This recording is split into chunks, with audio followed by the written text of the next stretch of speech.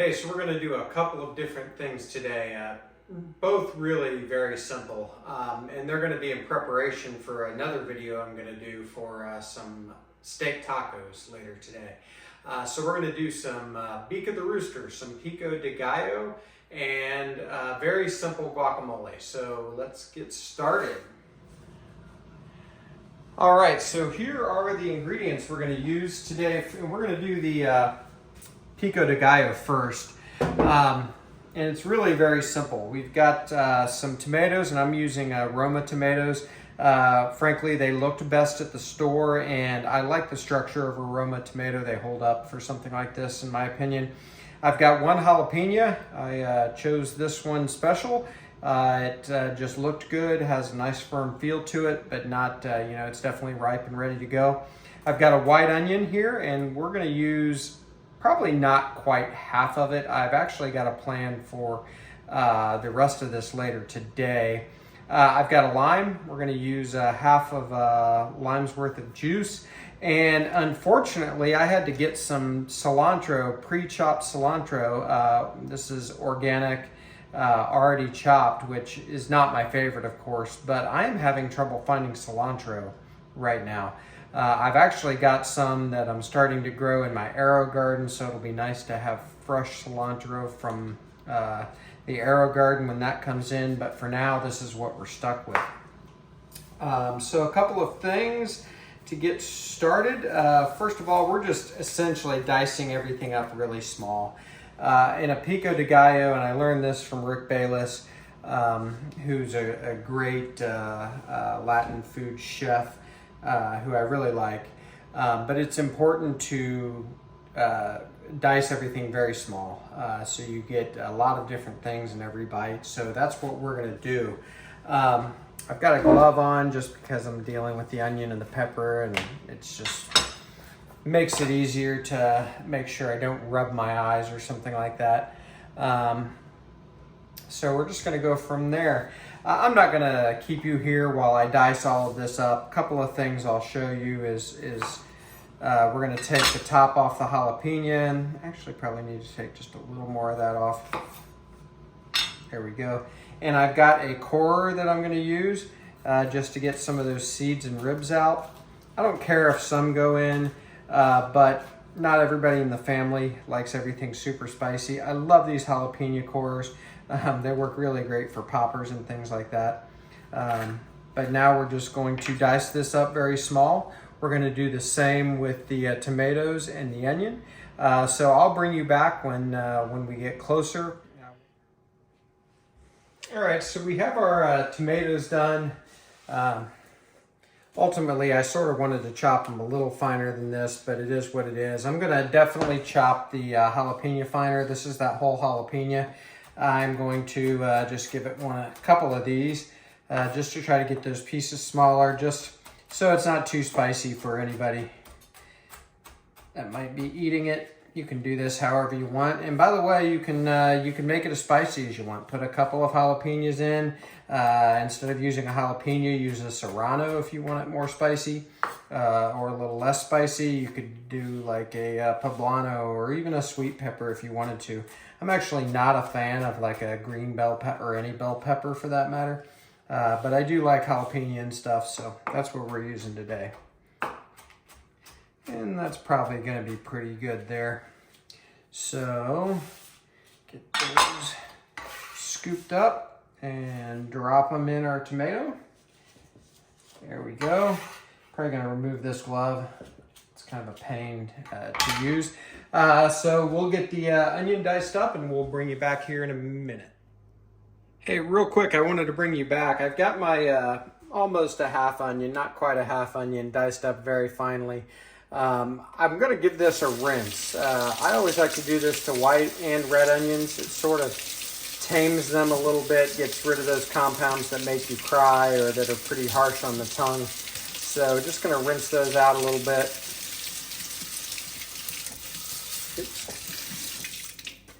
And then just shake the water off, and it will go in my bowl of Pico De Gallo right now, and we'll see you in a minute. Okay, so we have our finely diced onions and jalapenos in with our Roma tomatoes diced up.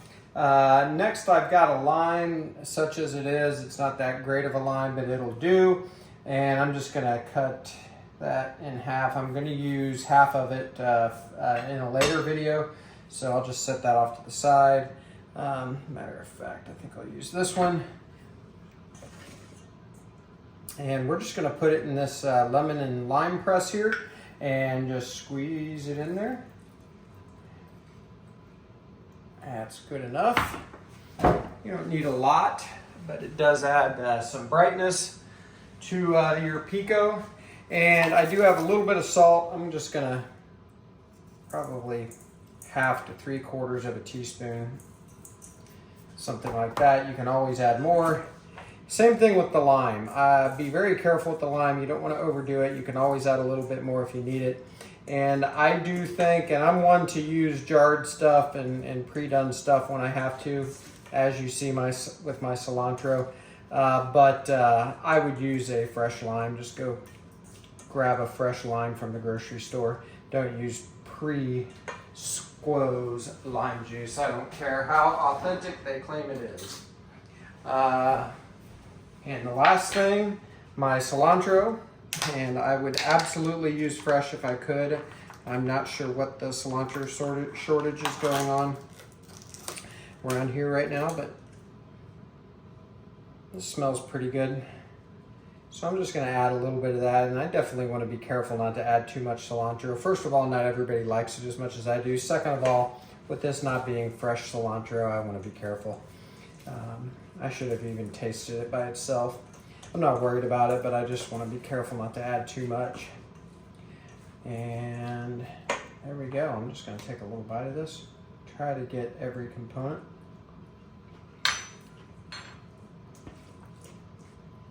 That's great. Now, I am making this several hours before it's going to be eaten, which I would absolutely recommend you do with a pico like this. And I always try to do that with anything where I marry a lot of flavors together. But there's our Pico De Gallo. I'm gonna stop the camera, get reset up, and we'll do a quick guacamole, and we'll see you in a minute. Okay, so let's get our guacamole done. I'm just using the same bowl I just made the pico in. I didn't even rinse it out. I do have 3 avocados here. 2 of them were kind of small, so I grabbed a 3rd one. I really only intended to do this with 2 avocados, but this will be fine. We'll add a 3rd to it probably. I did opposite the stem. I pressed and looked for ones with a little give. That's sort of how you know that they're good and ready. If they're really hard, they're not ripe yet. From what I understand, and I'm no expert, but avocados do not ripen until they are picked. They do not ripen while they're on the tree. So got our pit here, and this is the way I like to do it. Just take the pit out, and then I'm just going to use a spoon. I'm not going to slice this or anything. I'm just going to dig this out with the spoon. There we go. So I am going to get all 3 avocado halves, or all 6 avocado halves, all 3 avocados done, and I'll bring you back in a minute. All right, so there's our 3 avocados. The halves are in the bowl.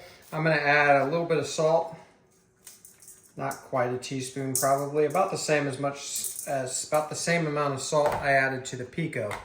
And we're gonna squeeze a little lime. So your avocado does not have any citrus in it, any acid. So I always like to add a little lime. It'll keep it from browning. I'm gonna resist the temptation to fully squeeze that lime half. I might add more, but for now, that's gonna be good enough. Now I've put everything in guacamole from, well, essentially the pico ingredients. I have added to guacamole before. I've added sour cream. I'm doing this very simply, mostly because of the meal I'm going to serve it with. I already have pico, as you saw me make, and I am going to add just a little cilantro though. Again, such as the cilantro is. There we go.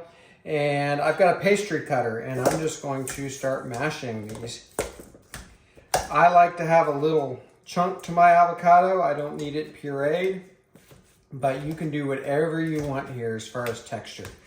And use whatever you got. You could use a potato masher. Heck, you could use a fork. Put it in a food processor if you want to. But I like mine a little chunky, so we're just going to use this masher, mash it up.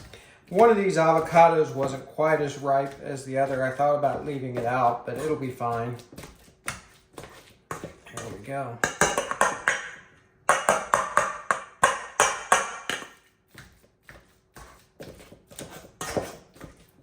So now is when I'm going to taste it for seasoning.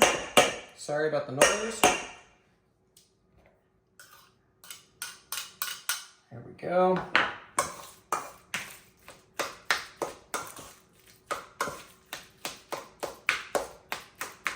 All right. I think it could use a little more salt.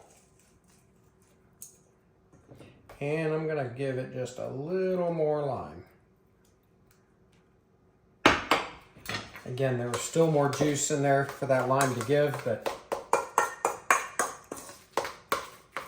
again, make the texture whatever you want, but I would encourage you to leave some avocado in there that you can see chunks. I think it's better that way, but whatever you want.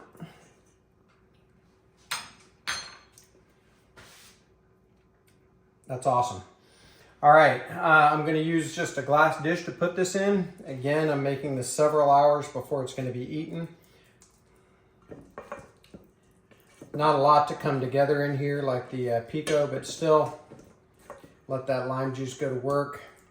And that's going to be it. So these are our taco dressings for tonight. The steak tacos will be a separate video, so I hope you tune into that one. And we will see you then.